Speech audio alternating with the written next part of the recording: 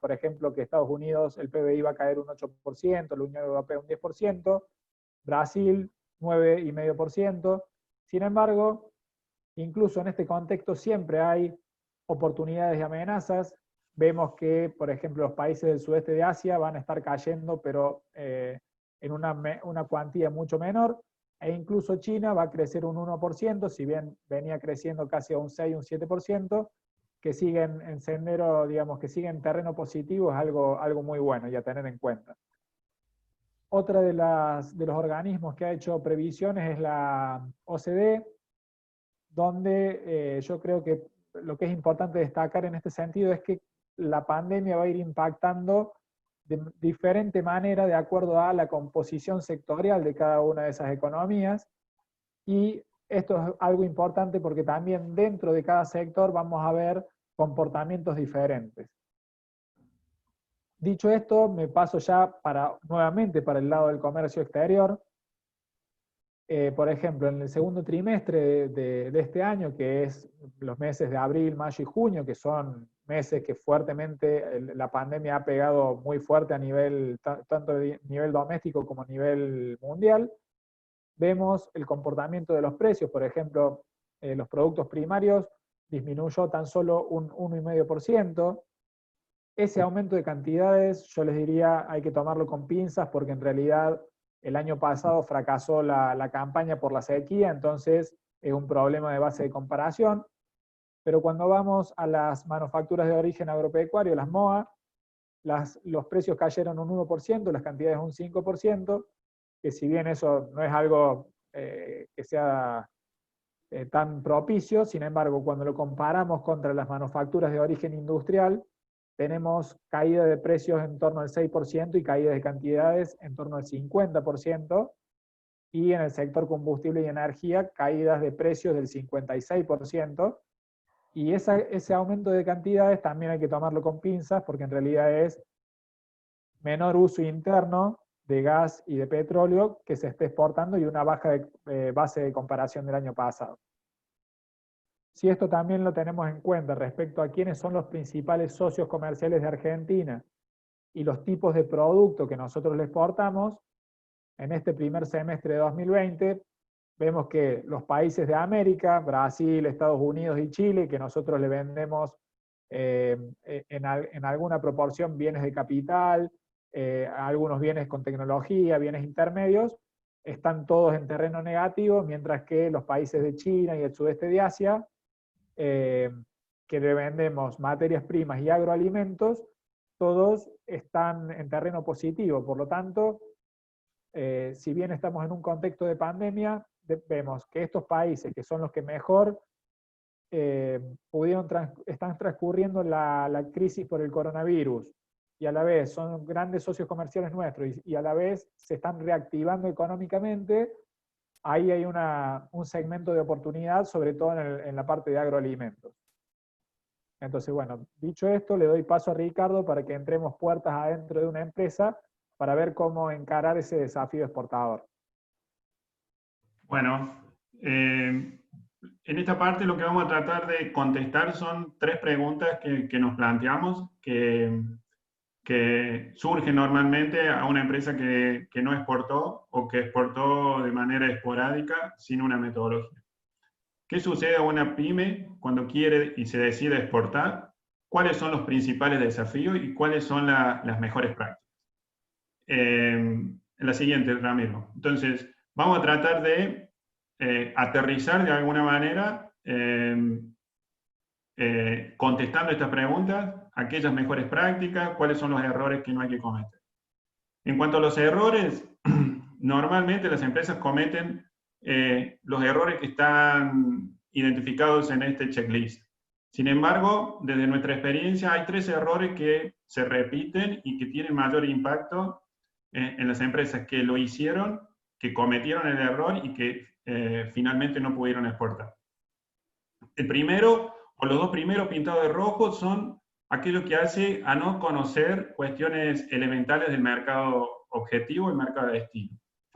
Factores como la cultura de consumo, factores como lo legal, o en el caso de alimentos, la parte sanitaria y demás. Y no tener una vocación de adaptarse a un nuevo mercado.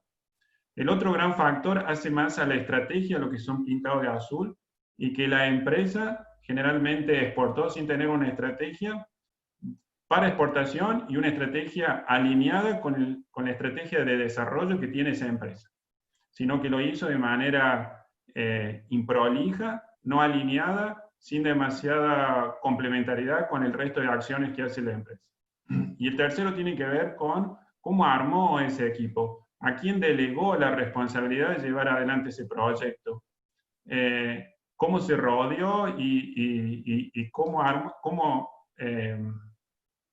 implementó el proyecto a la hora de ejecutar cada una de las acciones para ganar mercado en el exterior. Esos tres son los principales. La siguiente, por favor. Entonces, teniendo en cuenta que no tenemos que cometer errores y teniendo en cuenta que hay que encontrar un modelo que se adapte a la pyme, es decir, no un modelo quizás teórico de manual, que está hecho más para grandes empresas que le recomiendan hacer un estudio de todo el canal de distribución, la competencia, los clientes, los precios y demás. Creo que hay que está hecho más para aquellas grandes empresas, de grandes proyectos, y que tiene que ver quizás con una internacionalización más profunda. La empresa que recién hace sus primeras armas debiera, a nuestro entender, tener un modelo con 4 ejes. Primero, la decisión estratégica, ¿no? Es decir, ¿por qué voy a exportar? Lo vamos a explicar luego a cada uno. Segundo, innovación en los negocios. Voy a vender un producto que quizás no es el mismo producto y tenga que adaptarlo y tengo que empezar a innovar, y quizás mi modelo de propuesta de negocios en el exterior tenga que generar algún cambio, adaptación o innovación. El tercero tiene que ver con el equipo de trabajo y cómo genero esa energía para emprender. Y el cuarto tiene que ver con una metodología, es decir, cómo me voy a aproximar, qué pasos tengo que dar para llegar a obtener buenos resultados. En la siguiente vemos cada uno de estos pilares. El pilar, decisión estratégica.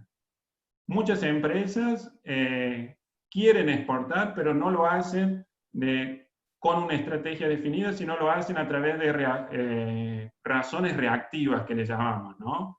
Porque están muy presionados por la competencia, porque tienen una gran producción y están sobreestoqueados y quieren liquidar esos stocks y el mercado interno no lo pueden colocar, porque hicieron inversiones sobredimensionadas y tienen una gran capacidad de producción que el mercado interno no absorbe, porque el mercado local está muy saturado o porque generaron demandas registradas, es decir, los vinieron a buscar. No es algo estratégico, sino que les golpearon la puerta y les dijeron, me gustaría comprarte. Esa no es lo más aconsejable porque no hay una estrategia atrás de una reacción reactiva. El proyecto exportador debiera responder a una razón proactiva.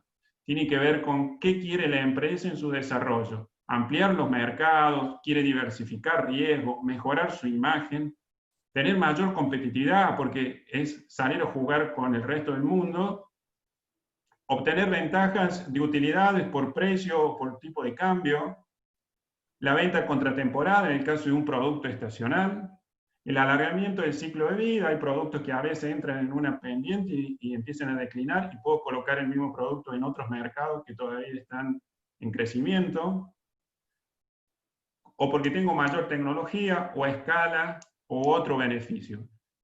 O, por ejemplo, seguir a los líderes, es decir, yo quiero exportar porque mi competencia y el líder del sector y el más exitoso lo hace. Entonces, es una forma también de tener una estrategia. Es decir, mi estrategia es replicar el modelo de una empresa que conocemos. La siguiente, el segundo pilar, tiene que ver con la innovación, como les había dicho, que tenemos que ser permeables a generar cambios. Entre esos cambios tenemos que romper con 2 paradigmas. hacer negocio en el exterior es idéntico que en el mercado interno. Eso no es así, y aquellos que aplican el mismo modelo generalmente se equivocan, porque estamos hablando, así sea un país vecino que habla español y que nos parecemos en mucho, normalmente tienen características diferentes. Entonces, tenemos que conocer ese mercado para poder aplicar algo que sea exitoso, los convenza y se adapte a la cultura de ese mercado.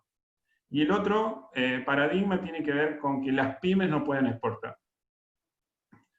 Para las pymes sí tienen algunas barreras que las vamos a ver más adelante, pero la pyme que se propone exportar y aplica una metodología más profesional de alguna manera y se asesora con algún especialista, generalmente puede llegar a tener éxito. ¿Por qué? Porque encuentra no aquella cadena que le pide volumen y que la deja fuera de mercado, no en aquellos más exigentes, sino que entran en algún nicho, en alguna contraparte que responde más a sus características. Entonces, es cuestión de plantearse y hacerlo.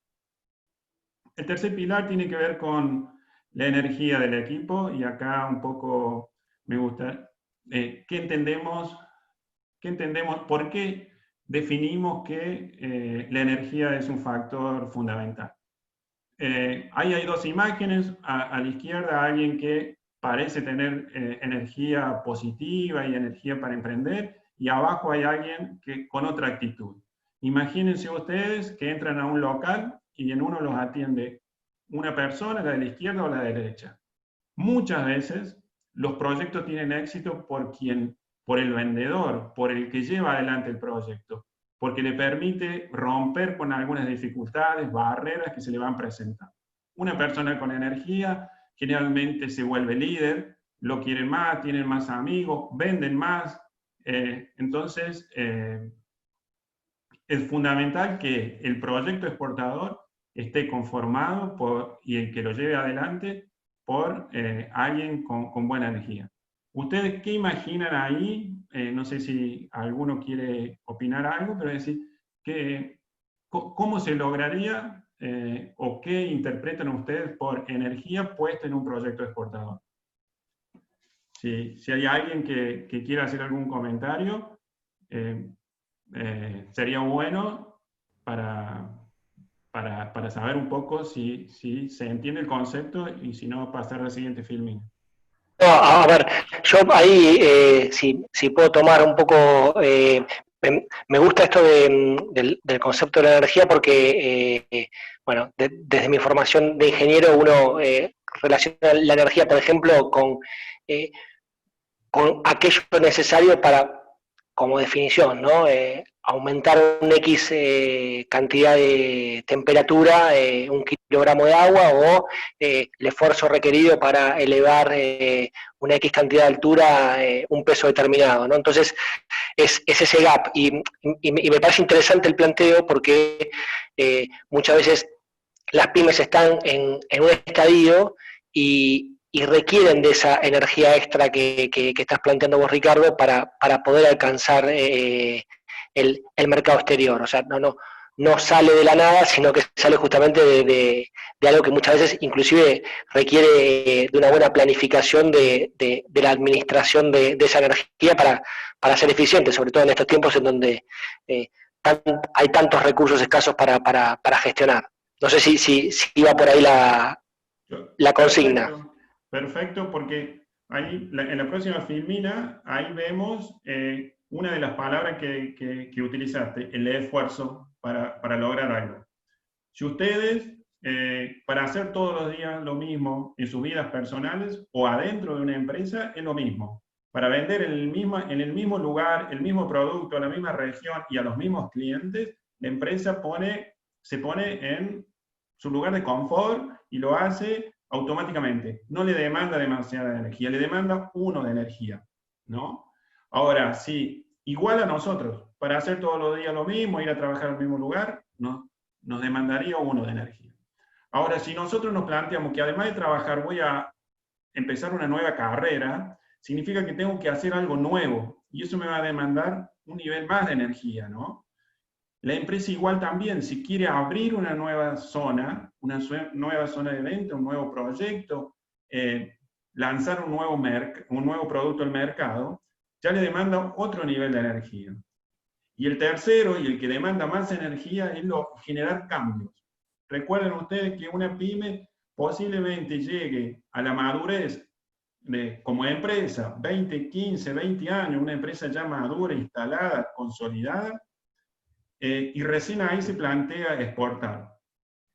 Atrás de esa pyme tiene una cultura que necesita cambiar. ¿Por qué? Que necesita generar algún cambio. No es que la va a cambiar totalmente, pero necesita más energía para poder cambiar.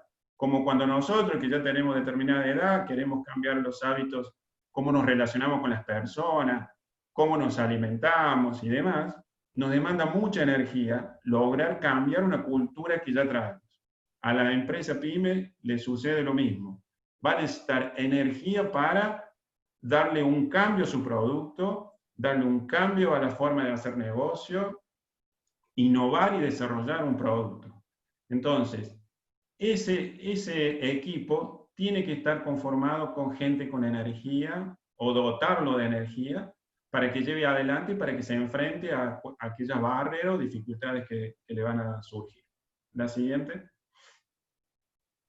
¿Y cómo lo hacemos? Entonces, ahí está marcado en rojo, tratemos de seleccionar aquel personal que genéticamente ya viene con energía. Nosotros a veces hay personas que ya tienen mucha energía y eso está bueno aprovecharlo. Generar un ambiente de oficina y entorno cercano, tener una actitud positiva, es decir, la crítica, por eso les hablaba del romper con el paradigma que la pyme no puede exportar. Es difícil si nosotros estamos con una actitud pesimista y decir no voy a poder exportar, viste que es dificultoso. Bueno, cuando se presenta la barrera, si yo tengo esa actitud, seguramente voy a abortar el proyecto. Generarle un incentivo a ese equipo. Si yo tengo un equipo y no quiero incorporar una persona nueva, quiero tomar a alguien de mi estructura, esa persona ya está ocupada y yo le voy a dar un nuevo trabajo, que no va a ser fácil tampoco. Entonces, ¿cómo hago para motivarlo?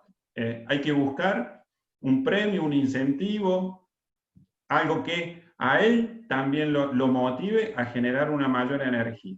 Porque si no se va a quedar con la energía de uno, que era hacer todos los días lo mismo. Y yo le estoy planteando una energía de 3, que es cambiar o que es innovar.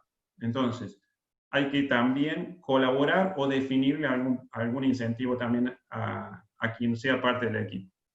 Y por último, está bueno seleccionar a aquellos que hacen las cosas hasta gratis, porque lo hacen por placer, porque dicen, bueno, a mí me gusta hacer esto, a mí me gusta viajar, a mí me gusta hacer negocios, a mí me gusta levantar el teléfono, a mí me gusta hablar en otro idioma, a lo que me sale, porque no todos dominamos a la perfección otro idioma. Pero si lo hace, y lo hace con gusto, consideramos que va a tener más posibilidades de buenos resultados. La siguiente. Y el cuarto pilar es la metodología profesional. Y acá estamos definiendo de un acompañamiento de un especialista. Toda pyme ha tenido un especialista cuando amplió un ingeniero para ampliar una nueva nave o una nueva obra dentro de su planta, un experto en calidad cuando quiso certificar, o alguien que lo ayudó a desarrollar un proyecto. Alguien externo que vino a fortalecer y a colaborar y a volcar su experiencia. Está bueno acompañarse de algún especialista. No cometer los errores que cometen normalmente las pymes y ir hacia un modelo pragmático a la hora de incursionar en los mercados. Hablamos del acompañamiento, no solo aquel profesional, sino también relacionarnos con organizaciones, instituciones o herramientas que el país, la provincia o un ecosistema exportador pone a disposición de las empresas pymes.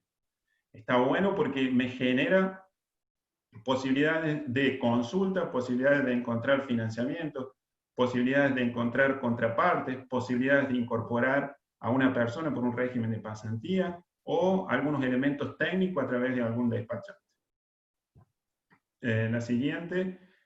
Y cuando hablamos de el modelo pragmático, uno recomienda, y por nuestra experiencia, recomienda que se arranque por un diagnóstico de la empresa, hacer ese FODA de la empresa que nos puede llevar un par de reuniones, a alguien externo que vaya y los visite y genere a través de un par de reuniones un análisis de sus fortalezas y sus debilidades. Evaluar un mercado, sobre todo lo que habíamos definido antes, que es desde la parte cultural, desde la parte legal, y meterle ahí algunas estadísticas, algunas descripciones, para tener un poco definido cuál va a ser el mercado objetivo. De mi FODA y del mercado donde yo quiero llegar van a surgir algunas mejoras necesarias, como a lo mejor tengo que certificar, a lo mejor tengo que cambiar el packaging, a lo mejor tengo que cambiar el rótulo del producto, a lo mejor tengo que armar mi web en otro idioma. Son cosas a veces necesarias porque colaboran con el proyecto. Luego hay que empezar a aproximar, tener un pequeño plan y aproximarlo a los negocios. A la medida que nos aproximemos con algunos contactos, quizás no lo más importante, porque los primeros contactos nos van a ayudar a pulir, que es la última etapa, a pulir el modelo. Nos van a empezar a decir algunas cuestiones que hacen, que no tuvimos en cuenta, no las detectamos, pero que en esos primeros contactos ya nosotros identificamos cómo funciona el mercado en el país objetivo. Entonces, y luego empiezo a pulir el mercado para ir sobre aquellos potenciales clientes que son los más interesantes y que tengo detectados. Otra. En el diagnóstico, como le dije, hago un FODA de toda la empresa. Otra, Ramiro, hago un FODA de toda esa empresa y eso pareciera que resulta complejo porque son varias, 6, 7 dimensiones dentro de la empresa, a su vez variables y a su vez factores. No hay un diagnóstico que yo pueda aplicar único a cualquier empresa. Eso va a depender del sector en el que estoy, del producto que realizo, del mercado donde quiero posicionar. Entonces, y del tamaño y las características propias. Entonces, por ahí hay cuestionarios o diagnósticos muy complejos que no aplican a una pyme. Es fundamental conocer cómo funciona ese sector, cómo se vende ese alimento en el exterior. Ricardo, una consulta. Ahí me pareció muy interesante cuando veía el proceso, que haces el diagnóstico. Me parece muy interesante esto del perfil de mercado, porque muchas veces las pymes se centran en un gran estudio de mercado, queriendo imitar a grandes empresas y tiene un costo y tiempos que muchas veces no son los adecuados. Que me gustaría tal vez profundizar un cachitín en lo que es un perfil de mercado y la potencia que eso tiene. Sí, a veces hay mucha metodología, como el análisis PES o la fuerza de Porter. A ver, lo que tengo que tratar de identificar es aquello importante que me va a permitir generar negocios. Es decir, si yo hago un producto que apunta a un segmento de mercado y quizás tenga que evaluar ese segmento qué particularidades tiene. Si soy una empresa que nunca exportó, posiblemente sea recomendable vender en el barrio, vender a algún país de la región y hacer las primeras experiencias, porque en otros países, con otro idioma, con una distancia, con otra cultura totalmente diferente, se va a hacer muy complejo. Entonces, evaluar quizás esos países, evaluar la logística que tengo disponible me parece fundamental, es decir, ¿cómo puedo llegar a ese país? Quizás no tengo un medio de transporte logístico que me facilite la exportación.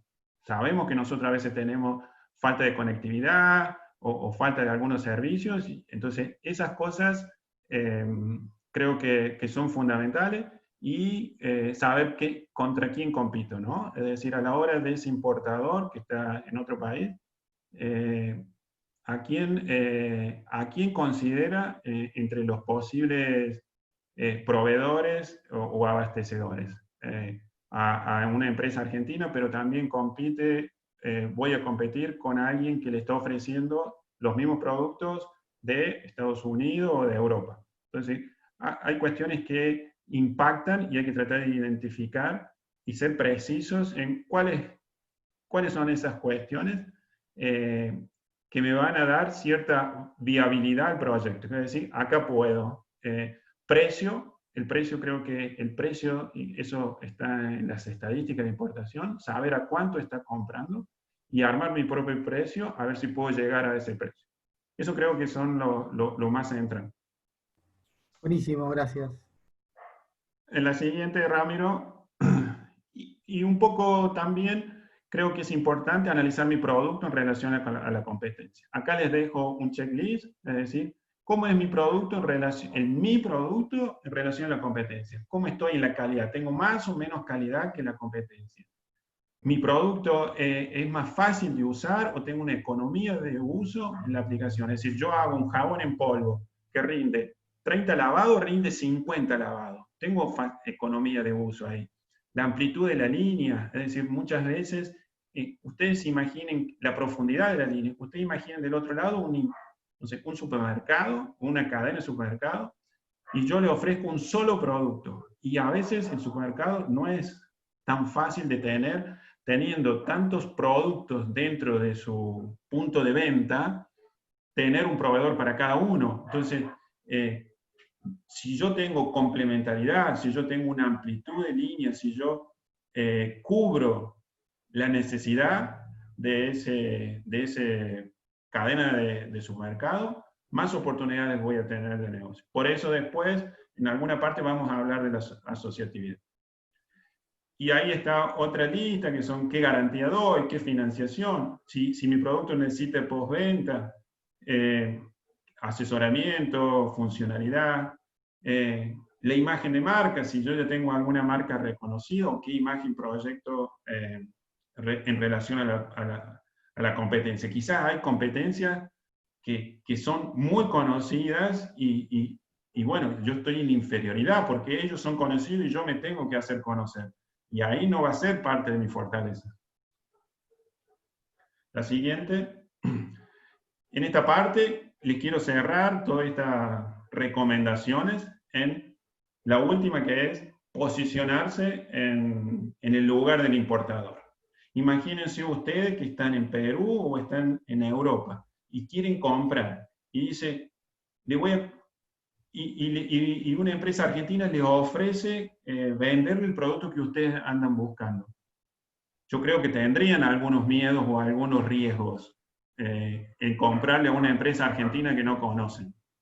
Entonces hay que posicionarse en lugar del importador. Hay que ganarse la confianza, darle la seguridad para que esos riesgos se minimicen. Si yo no le demuestro que sé, que tengo experiencia, que estoy bien asesorado, que sé de logística, que sé cómo llegar a su producto, de cómo tiene que ir empaquetado, embalado, si va a llegar por avión, qué tipo de temperatura lleva el avión y demás, o en buque, y es un producto que la humedad lo afecta, y yo le estoy proponiendo enviárselo en buque, es porque no conozco bien. En cuanto a producto, si yo voy a tener la calidad que él quiere, y si esa calidad la voy a poder mantener en el tiempo, porque a lo mejor le mando una muestra que es 10 puntos, y después le llega 7 puntos.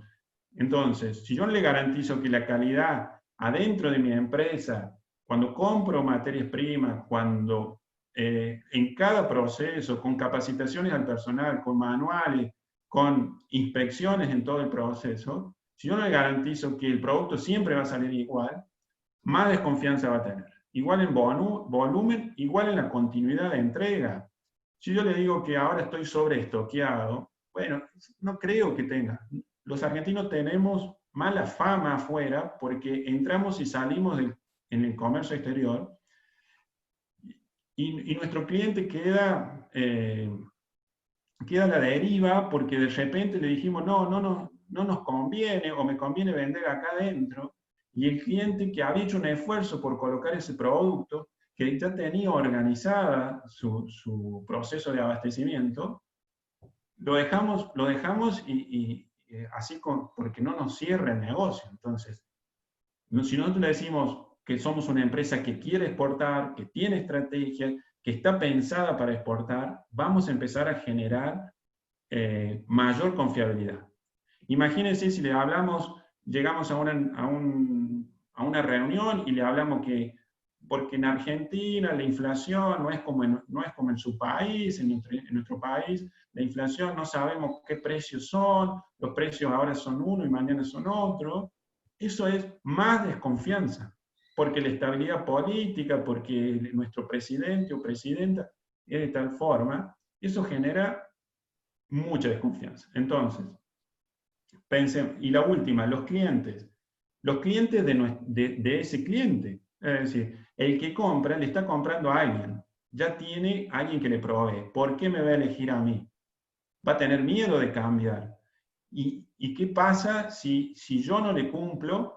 ¿Cómo va a quedar él con sus clientes? ¿Cómo va a quedar? Es decir, ya compra y vende en el mercado interno. Entonces, si yo le entrego mal, él va a tener un perjuicio enorme sobre su principal activo, que es su cartera de clientes.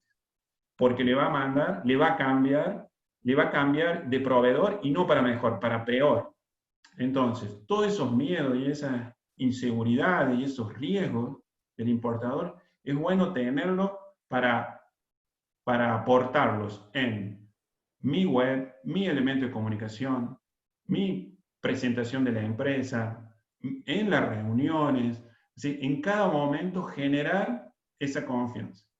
Creo que no muchas veces tomamos esa actitud y siempre vamos con un modelo de vender lo que somos y no pensar qué está pensando el cliente y cómo toma sus decisiones. Hasta acá, Ramiro, ahora te paso a la próxima parte. Bueno, en esta parte yo voy a hablar de asociativismo exportador. Vemos que el asociativismo ayuda a incrementar el porcentaje de éxito que tienen las pymes a la hora de exportar, y también como una forma de ir bajando los conceptos de los cuales nos habló Ricardo, en un caso concreto de un grupo exportador que nosotros estamos asesorando. Hay muchas restricciones que enfrentan las pymes de nuestro país a la hora de exportar. Este listado no me voy a detener a enumerarlo, sino es solamente para que ustedes vean que hay muchas restricciones que enfrentan las pymes a la hora de exportar.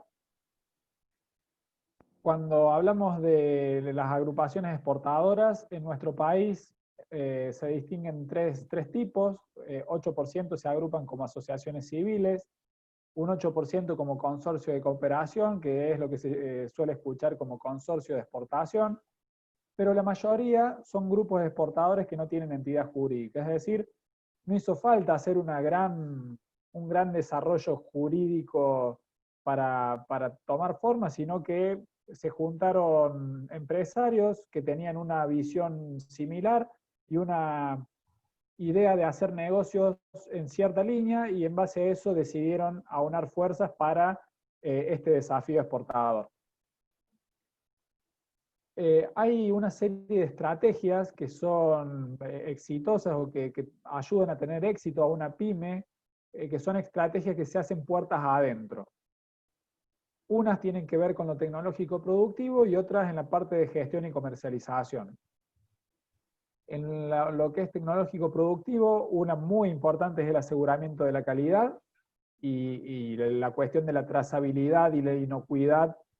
Hoy en día es algo cada vez más exigido en los mercados, y también qué tanto participa el personal de la empresa en capacitaciones y en las decisiones productivas. En la parte de gestión y comercialización es si tenemos una estructura formalizada de comercio exterior, es decir, hay un responsable y un equipo de comercio exterior. Si la empresa realiza actividades de promoción e inteligencia de mercado, y si conoce qué políticas hay en los mercados de destino en cuanto a impositivo, arancelario, normativo, y es en este punto donde contar con el asesoramiento de especialistas y además formar parte de un grupo exportador que la empresa se termina fortaleciendo en todos estos aspectos. Entonces, cuando hablamos de cómo las alternativas de cooperación ayudan a atenuar esas limitaciones que veíamos al principio, podemos decir que ayuda a sortear las restricciones que son propias de una empresa y también del entorno de negocio, como puede ser la incertidumbre o los vaivenes que tiene un país como el nuestro. Nos llegan oportunidades de negocio de la mano de las otras empresas. Muchas veces en el exterior los importadores son de mediano o gran envergadura y si va una pyme no le dan demasiada atención, por eso no es lo mismo ir sola que ir en un grupo, y eso me abre la puerta a un abanico de acuerdos comerciales, logísticos y también de integración en una cadena global de valor, y además me permite obviamente aumentar la escala productiva y comercial porque podemos consolidar los envíos, por lo tanto sumando producciones logro hacer lotes más interesantes para el importador, y a nivel comercial porque puedo ya pensar en otras formas de hacer negocio, por ejemplo, poner una sucursal en el mercado de destino, por ejemplo. Y sobre todo, a mí me parece que es necesario que la pyme atraviese un proceso de aprendizaje que le permita desarrollar ventajas competitivas, es decir, conocer a ese consumidor en ese mercado externo, cómo quiere el producto, cómo quiere la financiación, cómo quiere la entrega, porque muchas veces las pymes cuando van solas y se enfrentan con estas restricciones terminan siendo expulsadas del mercado en un tiempo muy corto y después le escuchamos, no, es imposible exportar, yo intenté una vez, no quiero saber más nada, pero muchas veces eso es porque no tuvo el tiempo de permanencia necesario para afianzarse en ese mercado. Les comentaba de un grupo exportador que nosotros coordinamos, que es Sensaciones Queseras, es un grupo del sector lácteo que se especializan en la producción de quesos. Por ejemplo, Sabás, que se especializa en hacer queso azul, tipo Roquefort, quesos especiales, que hace una línea de quesos de tradición francesa. Tambo Don Santiago, que son una línea de tradición italiana. Capilla del Señor, que se ha especializado en productos del segmento saludables y naturales, y Cotagua, que se especializa en la producción de quesos duros. Cuando nosotros vemos las semejanzas que hay entre estas empresas que constituyen el grupo y qué aspectos son interesantes o positivos a la hora de encarar este desafío exportador, es que todas ellas se especializan y apuntan a un segmento de muy alto valor y bien definido. En este caso es muy alto valor. Podría ser muy bajo valor o valor medio, relación precio-calidad, pero tenerlo bien definido. Es decir, saber a dónde apunto para saber qué estrategia voy a realizar. Además, participan de concursos de quesos, en este caso, para posicionar las empresas, marcas y productos. Para esto también lo apoyan con un fuerte trabajo en toda la parte de imagen y packaging. Trabajan muy fuerte en todo lo que es calidad, ya sea de procesos, de productos y de gestión, certificando normas de distinto tipo. Y además son empresas que se vinculan mucho con los organismos de ciencia y tecnología y también con el sector público, y además muy participativos en cámaras sectoriales, y esto los ayuda a estar vinculados y fortalecerse con las distintas actividades que pueden surgir desde estos distintos espacios. Como conclusión de la parte de asociativismo, lo que podemos decir es que asociarse con otras empresas permite, por un lado, obtener resultados materiales, como puede ser lograr la primera exportación o acceder a nuevos mercados, reducir costos. También obtener intangibles, que es lo que aprende ese empresario al estar rodeado de otros empresarios que tienen distintas experiencias, distintas trayectorias. Lo que ven en una empresa lo trasladan a su empresa, y de esa manera mejoran, es decir, que se retroalimentan entre sí, y además nos permite salir de esa lógica transaccionalista que tienen los negocios, donde vendí o no vendí, gané o no gané, sino esto de construir de manera conjunta un proyecto de alto potencial estratégico que termina siendo el combustible anímico que nos permita llegar a ese puerto de destino, a lograr esa exportación. Y remarco algo que ya hemos nombrado, además me permite innovar en cuanto a formatos de negocio y también esto de integrarnos a través de acuerdo en las redes externas. Bueno, Ricardo, te doy paso acá. Bien, nosotros habíamos quedado en esto, pasemos Ramiro, habíamos desarrollado el modelo. En la filmina siguiente les voy a contar un caso de una empresa pyme. Es decir, todo lo que vimos, a ver cómo lo aplicó una empresa micro, porque de acuerdo a la categoría que definió Ramiro en las primeras filminas, entra menos de 9 empleados. 5 empleados tiene 2 en producción, un jefe de planta que a la vez es el encargado de la calidad, una administrativa y alguien que incorporó gracias al comercio exterior, que hoy tiene a cargo toda la venta. Porque antes la hacía el dueño, la parte comercial.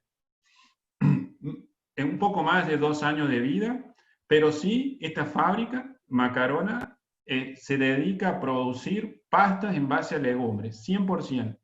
Pastas en base a legumbres, garbanzo, lenteja, arveja, poroto negro, poroto rojo, ¿no?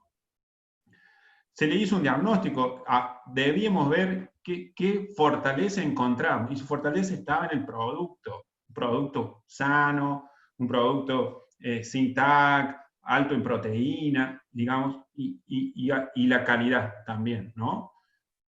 Pero tenía calidad el producto porque tenía buenas devoluciones, pero no tenía acreditada la calidad. Nosotros cuando salimos afuera tenemos que acreditar la calidad. Es decir, no, una empresa que hace alimento balanceado para animales, nos tocó vender a Chile. Y de Chile nos decían, ¿y cómo sé que va a incrementar tantos kilos cambiando la dieta? Y esta empresa no tenía siquiera un ensayo con el INTA, algo que le acredite, decir, mira, acá hay un ensayo, acá está la prueba, ¿cómo? Con la alimentación normal aumenta tantos kilos y con esta alimentación aumenta otro. O sea, necesitamos acreditar la calidad.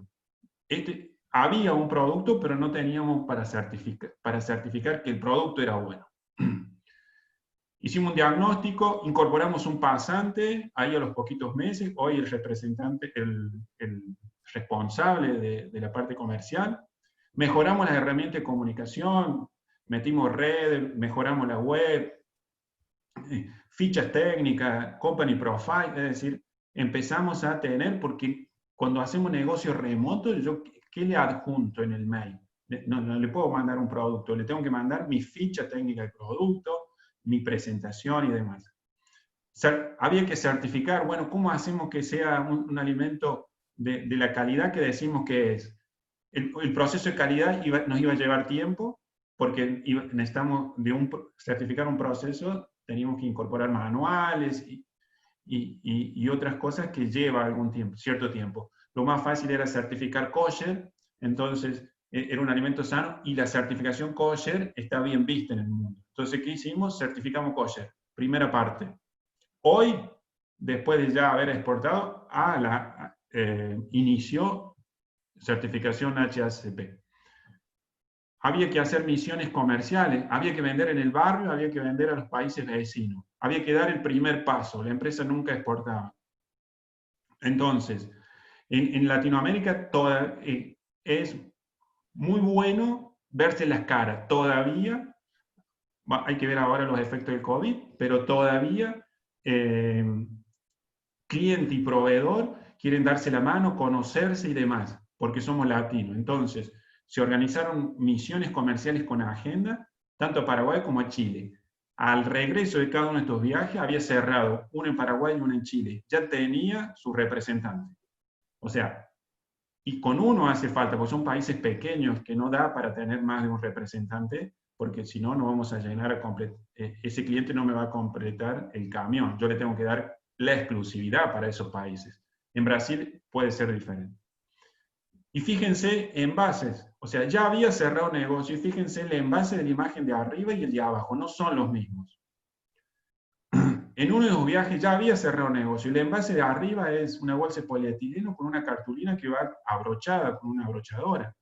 Era bueno, ¿por qué? Porque se veía el producto, no era engañoso, es decir, ya mostraba y estaba bien comunicado en cuanto a la información.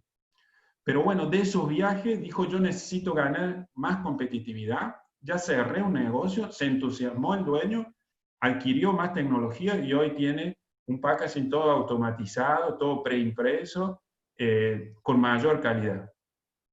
Y eso también es una fortaleza, porque fue gracias a que se empezó a ingresar a un mercado donde competía con productos de todas partes del mundo. Y también una de las cosas que hizo fue registrar la marca, al ser un producto de góndola y al tener muchos proyectos en carpeta esta empresa, necesitaba proteger y conservar la marca, y en lo posible la misma marca en Argentina y en todas partes, hacer una marca internacional, mundial. Entonces, se registró en esos países, al menos, la marca. Y esta empresa hoy está exportando a Chile, exportó hace 60 días, ya le pidieron de Chile, ya rotó ya el producto, la empresa de Chile volvió a hacer un segundo pedido en menos de 60 días, y va a salir próximo el otro camión. Y Paraguay está demorado porque en Paraguay había que registrar el producto. Y se registra en una oficina administrativa que por el COVID estuvo prácticamente sin abrir, sin ir los empleados públicos que trabajan en esa oficina. Pero saldrá dentro de 15, 20 días. El cliente en Paraguay está esperando que le aprueben nada más. El negocio ya se cerró. Entonces, bueno, es un ejemplo como una microempresa logró exportar. Al final, la próxima filmina, solo le dejo algunas recomendaciones que ponen el acento en algunas cosas que venimos hablando. Evolucionar en la mentalidad, romper los paradigmas, tratar de abrirnos a esas posibilidades y esos desafíos que me genera la exportación. En segundo lugar, la alineación estratégica. Pensar en mi empresa que tiene que seguir siendo fuerte en el mercado interno, que no lo tengo que descuidar, y apostar al mercado externo. Este país me demanda que yo esté en ambos mercados, que pueda tener productos y clientes en el exterior y en el mercado doméstico. Organizar prioridades, ¿qué voy a hacer primero, segundo, tercero? ¿Cuál va a ser el camino que tengo que transitar? ¿Y qué expectativas me planteo a la hora de iniciar el proyecto de exportador? Aprovechar las demandas por las nuevas tendencias del consumidor. El COVID lo que ha hecho es remover un poco el mercado, donde todos estamos expectantes a cuáles son los cambios que se van a generar. Eso hace que haya más posibilidades de ingresar nuevos productos. Veníamos de un proceso que tenía que ver con la concentración, es decir, se concentraban las cadenas de distribución, supermercados grandes cadenas compraban a cadenas más pequeñas y se hacían cada vez más grandes, y empresas industriales que proveían a eso también se hacían más grandes. Entonces veíamos cadenas cada vez menos cadenas, más grandes, con más puntos de venta y además con proveedores que acaparaban casi todas las góndolas. Es decir, si ustedes ven en un supermercado y gran parte de esa góndola está ocupada por 4 o 5 empresas multinacionales. Entonces, hay unas nuevas tendencias, el COVID trae nuevas oportunidades acá en cuanto a gusto de los consumidores y a este cambio que se va a dar en el canal de distribución. Gestionar los negocios en el canal de distribución más corto, es decir, cada eslabón le va a agregar costos y yo tengo que llegar muy competitivo si quiero insertarme en el mercado internacional. Entonces, el canal más directo lo va a hacer más viable el proyecto. Y en último lugar, y para terminar, es insertarse, que la pyme se inserte en una cadena global de valor. En cuestión de alimentos, por ejemplo, Argentina ya es un proveedor mundial de alimentos. Solo debe avanzar un poco más en el agregado de valor. Es decir, ya está inserto, los alimentos de Argentina van a todas partes del mundo, pero estamos por ahora bastante concentrados en la producción primaria, sin demasiado valor. Ojalá podamos avanzar, industrializar y llegar con productos de más valor agregado que vayan a exhibirse en góndolas con marcas de empresas argentinas. Bueno, hasta acá ha sido un poco la exposición. Mariano, estamos dispuestos a contestar algunas consultas en la medida que podamos. Bueno, y agradecerle nuevamente. Bueno, Ricardo, Ramiro, muchísimas gracias. La verdad que la presentación fue riquísima. Pasaron por todos los puntos de lo que tiene que ver con la exportación, comenzando con el tema cultural, el equipo, el tema de canales globales, que vos recién lo planteabas. Me pareció muy interesante el tema de cómo enfocar la energía en un proyecto y cómo emprender dentro de una empresa. O sea, el emprendedurismo dentro de la misma organización. Y me parece muy interesante esto de la cadena corta, y ya me meto porque hay unas cuantas preguntas, y tratando de hacer honor al horario, vamos a tratar de no excedernos desde las 5:15, pero ya estoy buscando acá las preguntas, Ricardo y Ramiro. Los felicito nuevamente, y algo importantísimo me parece es que no fue una presentación teórica, sino que 2 ejemplos concretos, reales, de asociatividad y de una pyme. Bien, entonces, arranco con esta que tiene que ver como vos terminaste, Ramiro, y creo que vos, Ricardo, Ricardo, y vos, Ramiro, al inicio lo planteaste. ¿Cambiará el comercio exterior como consecuencia de la pandemia? Vos recién hablabas de cadenas más cortas, hablabas de distintas situaciones que se están dando. Me parece interesante.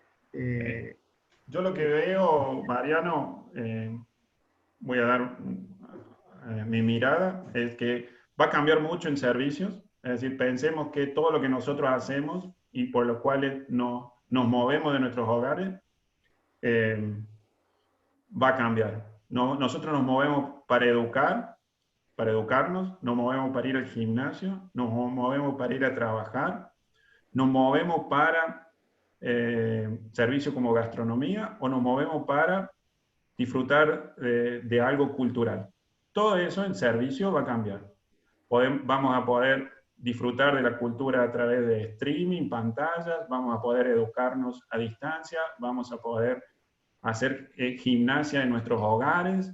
Eso va a demandar equipamientos, o sea, hay que estar atento a que en servicio va a haber un gran cambio del que se les ocurra. Medicina, ingeniería, la que se les ocurra. En cuestión de bienes, un poco aproximé en la última parte. Yo creo que esto de que las grandes cadenas de alimentos, de retail, y las grandes industrias se han ido concentrando. Yo creo que se abren nuevos canales, y en esos canales podemos estar todos, no solo la grande que va y hace negocio con Walmart. En esos canales, en una página web, podemos estar todos, los grandes, los pequeños y demás. Al abrirse este canal y perder peso, el retail o el punto de venta, la gran cadena, creo que ahí hay oportunidades para empresas pyme insertarse en esos nuevos canales. Buenísimo. Yo creo, sumo 2 cositas acá y paso ya a la segunda pregunta. Creo que la tecnología va a tener... No sé, Ramiro creo que tenía algo también. No, perdón, me parece... Rami. No, está bien. Me parece, me sumo a lo Perdón, que Rami, dice. no te estaba viendo. No, está bien. Seguí, dale, Mariano, nomás. Bueno, igual ahora te tengo una para tirarte.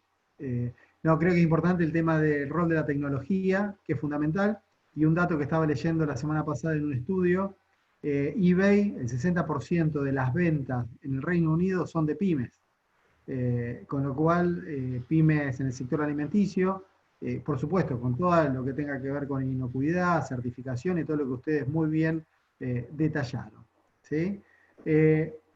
Acá la pregunta sería, ustedes son especialistas y si bien trabajan en temas de bienes de capital, pero en el sector alimentos. Es una pregunta que muchas veces en este tipo de reuniones surge en relación al tema del lácteo. ¿Cómo ven a Senasa? ¿Sí? Si es un socio o a veces, de alguna forma, lentifica el proceso o traba. Conocemos a Senasa, su experiencia, es un ente muy reconocido a nivel mundial, pero bueno, ¿cuál es el día a día de ustedes? Bueno, yo respondo desde lo que me ha tocado.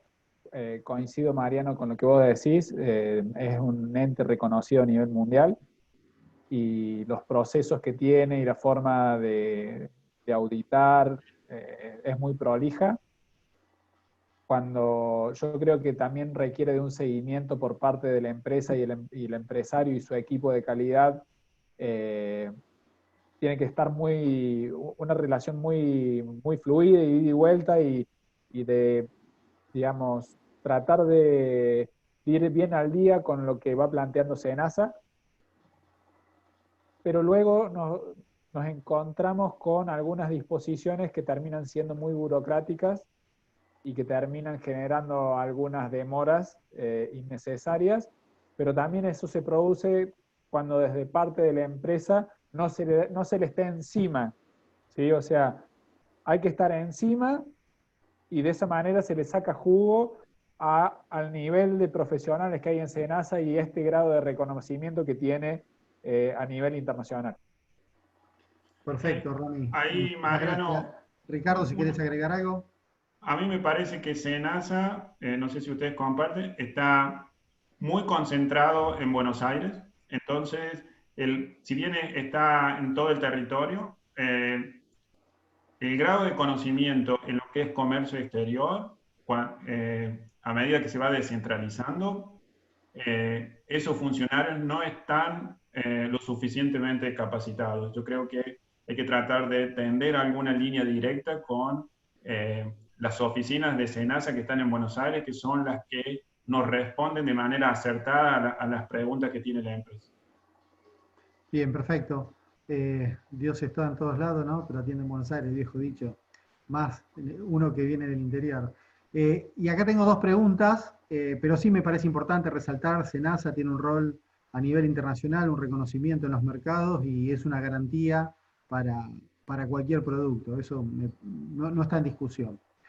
Creo que dos preguntas son las dos últimas, que una tiene que ver con la otra, así que voy a leer una y después la otra. ¿Cuál es el ABC para que una pyme se anime a exportar? Una vez que se animó, ¿qué recomendaciones se le puede dar para mantenerse activa en ese mercado? Y la otra que tiene que ver con esto también es, ¿cuáles serían las características o competencias de un equipo con gen exportador? Que vos, Ricardo, lo mencionaste muy bien, pero bueno, me parece que van las dos por el mismo lado, y con estas dos preguntas, si no hay más preguntas, estaríamos cerrando la tarde de hoy, y agradecerles, bueno, a todos los presentes. A mi entender, creo que hay una parte que habla de cuál es aquella empresa que quiere iniciarse. Gran parte de la charla fue por ahí. Gran parte de la charla tenía como objetivo definir aquellos pasos, ¿no? Armar ese equipo. Yo creo que el especialista le facilita mucho porque ese especialista tiene experiencia, pero aparte tiene los teléfonos, las puertas que hay que golpear para poder transitar, ¿no? Es decir, si hay que certificar cómo hacerlo, si hay que registrar un producto, si hay que armar un precio, si hay que contratar una logística, entonces sabe, tiene la relación, tiene todo el ecosistema que pone a disposición y su experiencia que pone a disposición. Parece que ese especialista es el que le va a ayudar mucho a la empresa. Después, como dijimos, armar un pequeño diagnóstico, un pequeño plan, un perfil de país y hacer las primeras acciones y pulir el modelo de negocio. Ahora, la segunda parte de la pregunta habla de cómo sostener esas exportaciones. Y acá cometen un error. Yo conozco empresas exportadoras que han logrado abrir un mercado y nunca visitaron a su cliente. Nunca. tienen una relación atada solo a precio. Cuando el precio no cierra, ese cliente le compró a otro. Nunca fueron a visitarlo, nunca armaron y proyectaron un presupuesto y una agenda para ir a consolidar esa relación. Eso las empresas lo descuidan, porque no sé por qué, pero quizás la diaria, lo cotidiano lo lleva a que no pueda o no haga tiempo para eso. Yo creo que a ese cliente que alguna vez me compró, yo tengo que ir a escucharlo, a ver qué otras demandas, qué otras necesidades, cómo puedo ayudarle, qué producto está necesitando y que yo le puedo abastecer, cómo podemos mejorar el proceso para hacerlo más ágil, más eficiente, más viable económicamente para ambos. Yo creo que ahí hay un gran error en no consolidar esa relación, construyendo mayor compromiso y acercamiento con los clientes. Ramiro.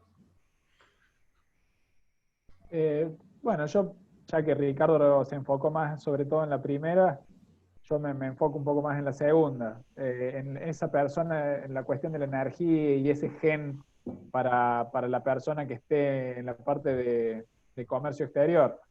Sobre todo una persona joven, no digamos, o sea, joven, que tenga ganas, que no se sienta amenazado, o sea, tiene que ser una persona joven, pero con algunos años en la empresa, capaz de darle seguimiento a todo lo que se vaya haciendo con ganas a veces de renegar un poco, porque en todo lo nuevo que se emprenda, siempre vamos a ir, digamos, teniendo o que no nos responden, o volver a llamar, o insistir.